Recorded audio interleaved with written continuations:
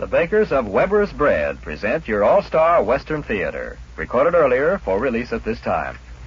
Drifting along, singing a song under a western moon. From Hollywood comes your all-star Western Theater, starring America's great Western singers, Foy Willing and the Riders of the Purple Sage, bringing you the music, the stories, and the spirit of the great open spaces. Today's very special guests, Jerry Colonna and Monty Montana. But now, here are the Riders of the Purple Sage. I want to drink my java from an old tin can while the moon goes riding high. I want to hear the call of the whippoorwill. I want to hear that coyote cry. I want to feel my saddle horse between my legs, riding him out on the range, just to kick him in the side, make him show his step and pride, out on the Texas plains. Each night in my dreams, somehow it seems I'm back where I belong. Just a country hick, back in the sticks, back where I was born. The city life and the city ways are driving me insane.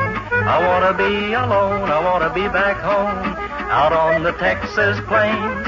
I want to drink my java from an old tin can while the moon goes riding high. I want to hear the call of the whippoorwill. I want to hear that coyote cry. I want to feel my saddle horse between my legs, riding him out on the range, just to kick him in the side, make him show his step and pride, out on the Texas plains, out on the Texas plains.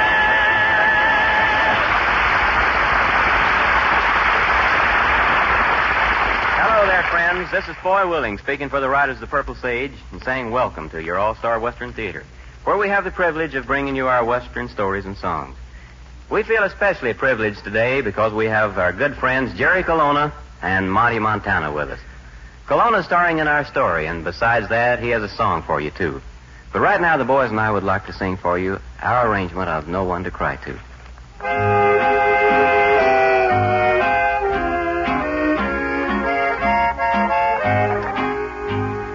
No one to cry to, no one to say good night, no one to tell my troubles to,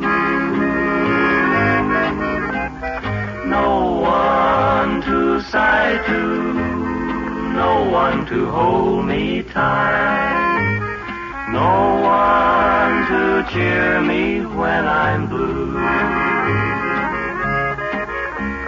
I go home to my lonely room and find there's no one there.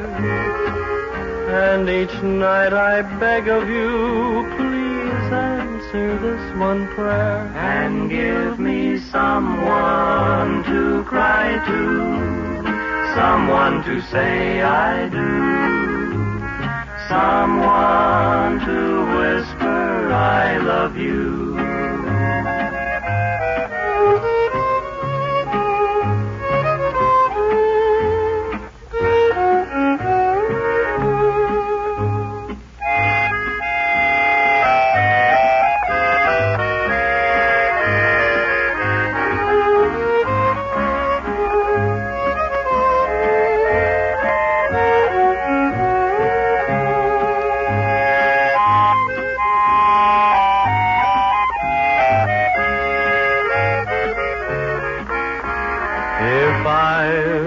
Something very wrong, oh please forgive me, dear. Won't you promise from now on I'll always find you near? Please give me someone to cry to, someone to say I do, someone to whisper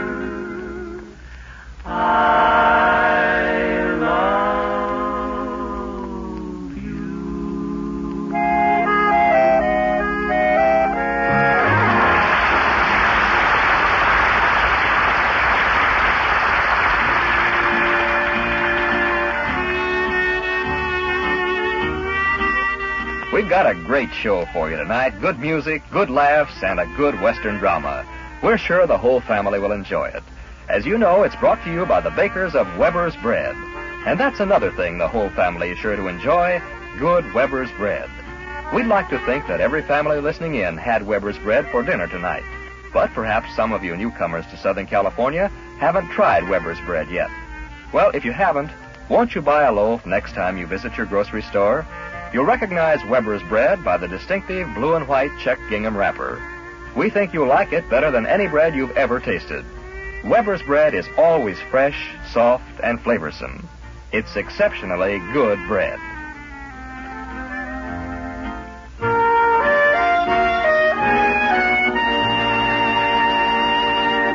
The Riders of the Purple Sage recently recorded for Majestic Record a fine hillbilly jump tune. They sing it for you now. I couldn't believe it was true. Last night I came home and I knocked on the door. I called to my love as I oft had before. I knocked and I knocked, but no answer there came. No kisses to greet me, no voice called my name. I couldn't believe it was true, oh Lord, I couldn't believe it was true. My eyes filled with tears, I must have aged in years. I couldn't believe it was true.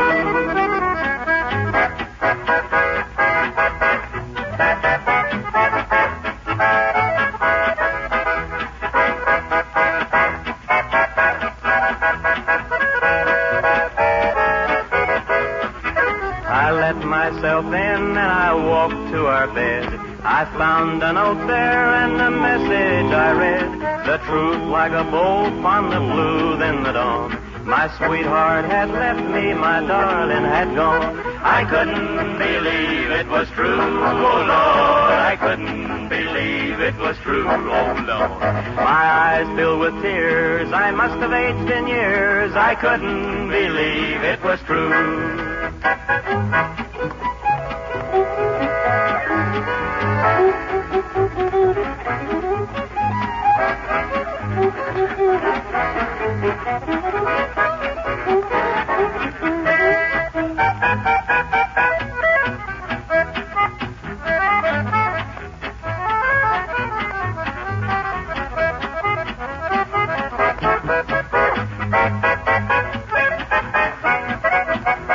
The shock was so great I am shivering yet.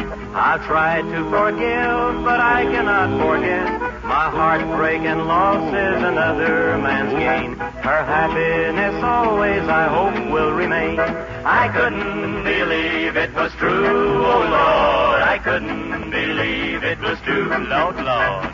My eyes filled with tears, I must have aged in years. I couldn't believe it was true.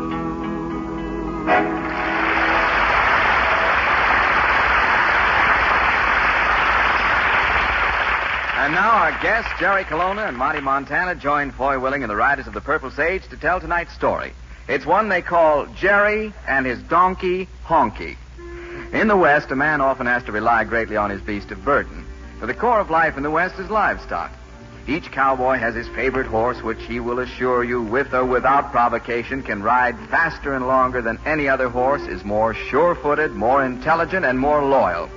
The horse generally knows how to plead for and get lumps of sugar, and can ferret a fresh carrot out of the stubbornest coat pocket. Each of the riders of the Purple Sage has such a horse, and each of their friends has a horse for which such attributes are loudly claimed. But Colonna, well, Colonna's something else again. Colonna has a donkey. Foy Willing, Al Sloey, Johnny Paul, and Scotty Harrell, jogging along through Happy Canyon this evening long about dusk. Their riding's a little bit aimless because they're riding away from nothing and toward even less.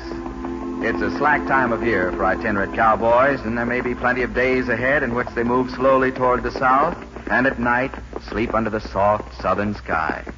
Soft southern sky. Aye, aye. Yeah.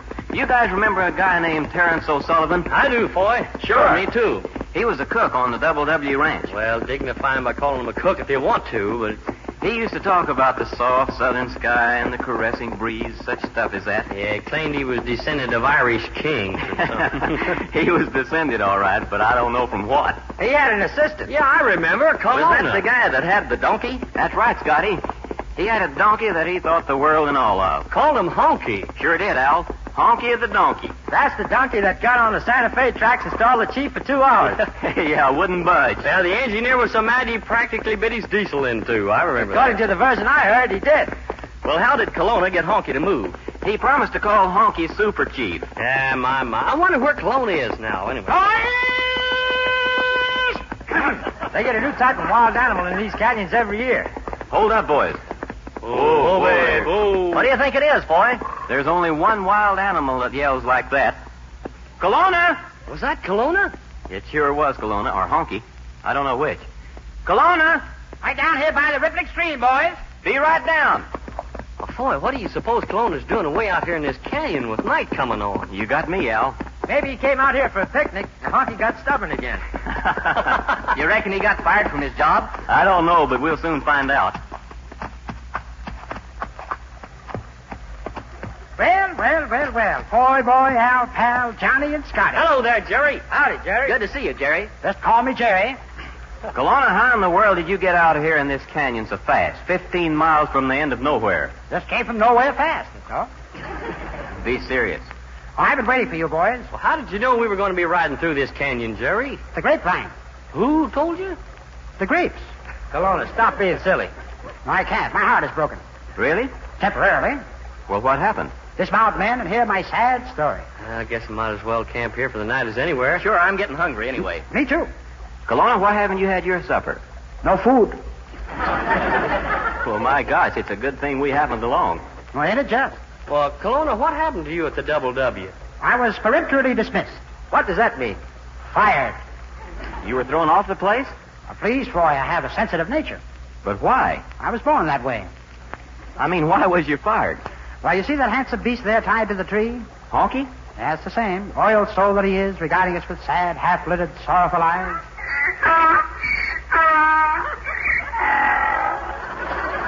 Talented, too. Well, what about him? Well, I had to make a choice, man. I could have had chicken every Sunday, diamonds, rubies, pedigreed silkworms to weave the material for a fine shirt, and a wristwatch with a solid gold band. And you turned all that down? If I hadn't, I could never lick the flap of an envelope again. Why not? The clue might have been the distilled essence of Honkey.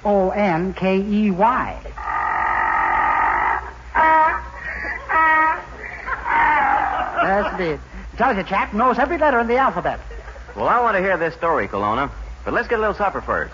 We got plenty of grub. Johnny, you and Scotty rustle up a little wood for the fire, and I'll get the food ready. Right, sure, boy. What can I do? Well, Kelowna, you just sit down there on that boulder and compose your story to tell us. Very well. Al, you get the pork and beans out of the Hey! saddlebag. What's the matter, Kelowna? Sharp rock? No, cold boulder.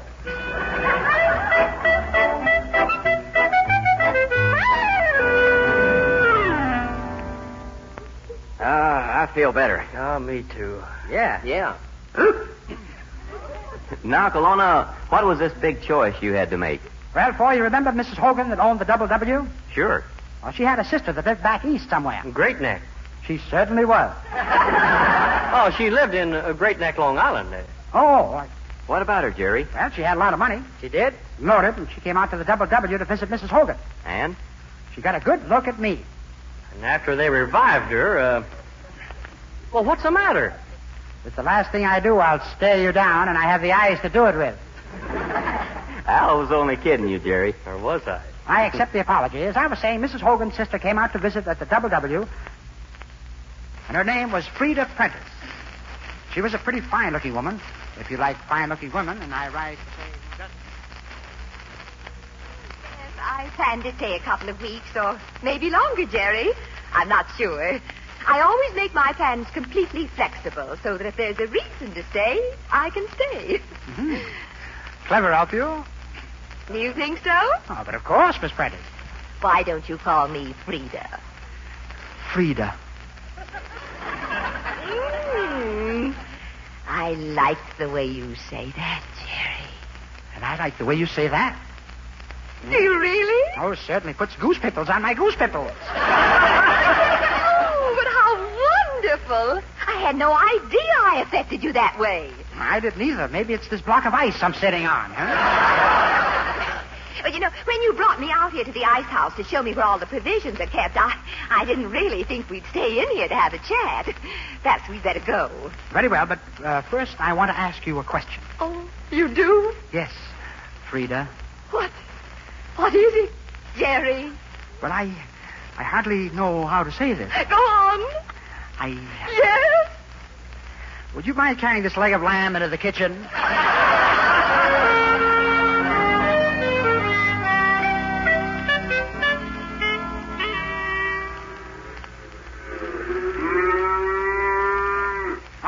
Marty Montana. Well, howdy, Jerry. How's things in the kitchen? Oh, very bad. Why? No stove. What? Well, I'm having my little joke. Yeah, very little. Hey, Marty, can we sit down under an old cow or something and talk? As foreman of the WW, maybe you could give me some advice. Yeah, let's talk right here. Well, Marty, you know about Miss Prentice? Oh, naturally. Every cowhand on the place does. They do? Why, sure. At the end of yesterday's roundup, we found her in the herd. And what happened? Had her branded before we knew who she was. Oh. I wonder if that's the reason she ate her supper off the mantel. Oh, you're kidding. What do you want to ask me about, Jerry? Well, do you think... Well, would you believe her if she told you she was in love with you? Well, I didn't. Would you believe her if she told you she was in love with me? Why, sure. Should I believe it? You can do a lot worse, Jerry. How much worse? Now, don't pin me down. What I'm going to say is very, very confidential. Well, let me cover my horse's ears right now. She asked me to marry her. No. Yes. And what did you say? Yes? No. Why? Well, I got to thinking I'm too young to get married. Then I started counting my birthdays. And? I'm not too young to get married. Then you think you'll accept her proposal? Why not? Who knows when we'll have another visitor? Yeah.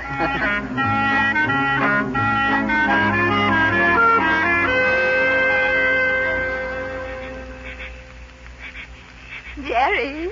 Yes, love? Oh, Jerry, isn't it wonderful out here under the western moon? Grand, simply grand. We have lovely moons in the east, too. Ah, the east, the mysterious east.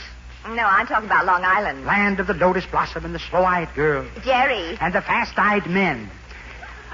Jerry, you're not listening to what I say. Oh, sorry, Frida, I was in a temporary trance. But now listen to me. We have to make some plans. What plans? You've proposed, I've accepted.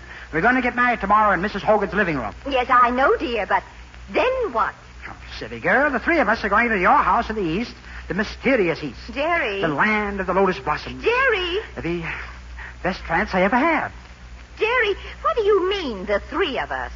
You and me. And who else? Honky. Honky? Shh. Don't speak his name like that. He's standing right there. He can hear you. What do you mean, what do you mean, Honky? Why, we're taking him with us. Taking him with us? But of course, love. Oh, that's ridiculous. Well, Honky's the oldest friend I have in the world. But what about me? You're my newest friend. Don't I have anything to say in our family matters? Well, I can't leave Honky behind. You prefer Honky to me, is that it? Well, I didn't say that, love. But you implied it. If it came to a choice between that boss-eaten old donkey and... I won't shush. If it came to a choice, you'd choose him before you would me. And after the life of ease I'm going to give you, and the wonderful presents. Presents? Anything you want. Well, I've always wanted an ostrich that can count to 10. You will get rid of him. Well, Honky and I'll have a talk. Maybe he'll give me up.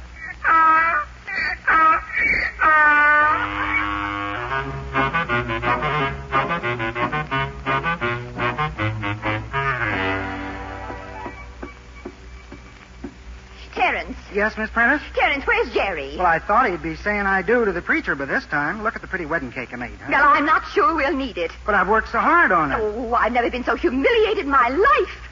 Left waiting at the altar. All by yourself? The living room in there is filled up with guests who came to see me get married, and Jerry doesn't show up.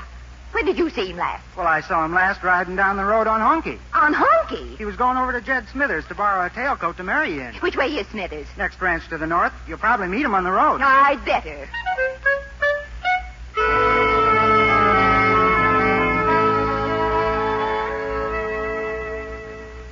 Please, Honky. Please. Please move. I beg you on my knees. Look, you've never done this to me before. Don't you want me to have a life of luxury and ease? Don't you want to see me in fine clothes and a winter cap with mink ear flaps? Don't you want to be... Do you want me to be poor and humble all my life? Do you want me to work hard? Do you want me to get old before my time? You want me to build a fire under you? Oh, the fur's going to fly now, Honky. Liable to be yours. Well, Casanova. Now, Frida, love, Miss Prentice to you, butcher boy. I can explain everything. You couldn't explain your way out of this if you hired the entire firm of Beaton, Betton, Guth, and Barton. Incorporated? Because of your idiocy, I've been subjected to the greatest humiliation of my entire life. Left at the altar, if you please. No, but I don't... And it's not my fault. Honky and I were on our way to Jed's to borrow his tailcoat so we could be married in style. I don't care about the style. I'm just interested in getting married. But Honky won't move. He's a stupid, moth-eaten, ridiculous caricature of an animal. And he ought to be headed straight for the glue factory this very minute. And if I had my way, he would be. Frida, you shouldn't have said that. Well, at least I made him move. I know, and you shouldn't have. What's he doing? Honky, don't. Why is he turning around? Honky, don't you dare. You'll be good now. What? I'll give you carrots. What? I'll give you sugar. What? Ice cream cones. What? Double chocolate sundae with whipped cream and nuts and a cherry on top. No! He's not hungry. Oh, that wretched, nasty little flea bag. He's ruined my car. I'll have him shot at sunrise. Oh, not again, Honky. No! No. No, will you do something? Honky. Get that Honky, don't you?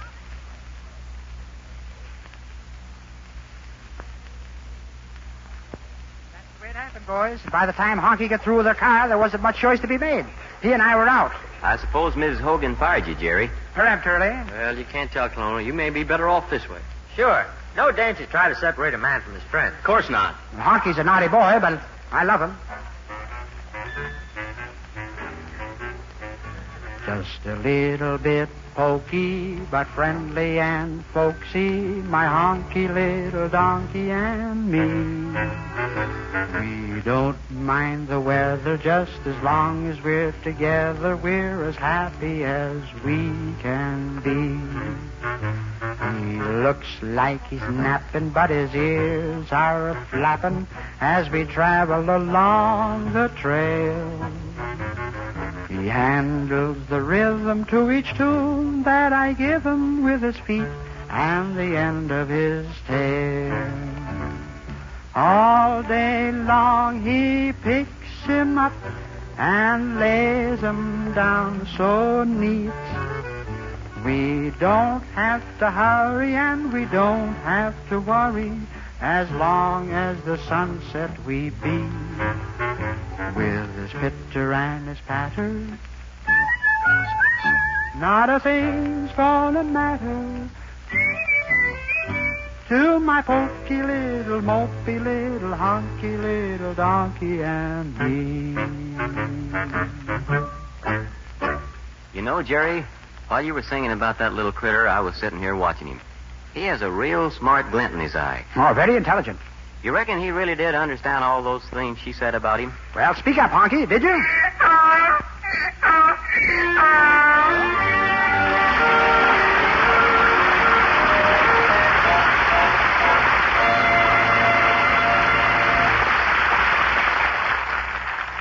Well, Jerry, it's mighty nice to have you back with us in the All-Star Western Theater again. Well, it's good to be back, boy. There's only one thing that bothers me when I visit you boys here. What's that? I keep tripping. Why? Large spurs. Well, keep upright for a few minutes more, because there's another song of yours the boys and I want to sing with you after we've heard from our announcer. Righto.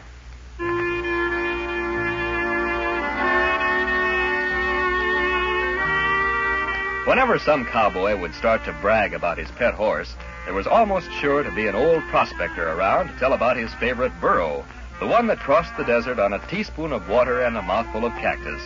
Yes, someone always tops a tall story with an even taller one, so it's best to stick to the facts.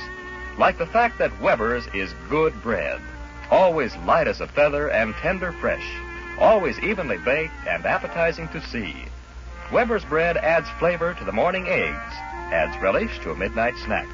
Nourishing, too, because Weber's bread is enriched with B vitamins for day-long energy. It's a fact the whole family will like Weber's bread. Prove it for yourself. Buy a loaf of Weber's bread Monday. You'll know it by the famous, distinctive blue and white gingham wrapper. All right, Jerry, if you're ready. Yeah, I'm ready. Okay. Good. Folks, the boys and I are going to join Jerry in singing a song he and John Wolfe wrote, and which is a Capitol Records release. It's backed up by Honky Little Donkey, which Jerry also wrote. And the record is a good item for anybody's collection. So here now is Riding the Old Donner Trail.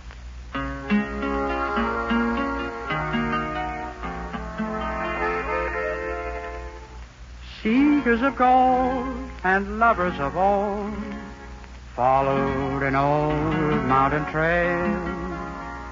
The lovers have gone, but love still goes on as we travel that old mountain trail, riding along with a gal and a song over the old Donner Trail. You're nearer by far to your own lucky star, riding the old Donner Trail. Whispering pines breathe a melody, a rippling mountain stream sings the words, then Mother Nature blends them in a rhapsody and teaches a song to the birds. If things go wrong, get a gal and a song, follow the old Donner Trail. Like sweethearts of old, you're sure to find gold, riding the old Donner Trail. Whispering pines breathe a melody, a rippling mountain stream sings the words, then Mother Nature blends them in a rhapsody and teaches her song to the birds. If things go wrong, get a gal and a song, follow the old Donner Trail. Like sweethearts of old, you're sure to find gold, riding the old Donner Trail.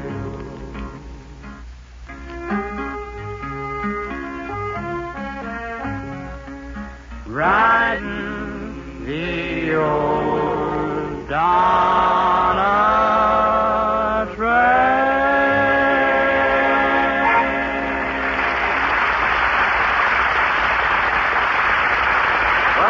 Things up for this time, friends. We're always glad when you can be with us, and we invite you to join us again next week. Before we go, our thanks again to Jerry Colonna and Monty Montana for being with us, and also to Lois Corbett, who was Miss Prentice in our story. This is Foy Willing speaking for Al Sloy, Johnny Paul, and Scotty Harrell, the writers of the Purple Sage, saying so long, and the best of luck to all of you. From Hollywood, you've heard your all-star Western Theater, a V.M. Bear production starring America's great Western singers, Foy Willing and the Riders of the Purple Sage. The script was written and directed by Scott Farnworth. This is Terry O'Sullivan speaking.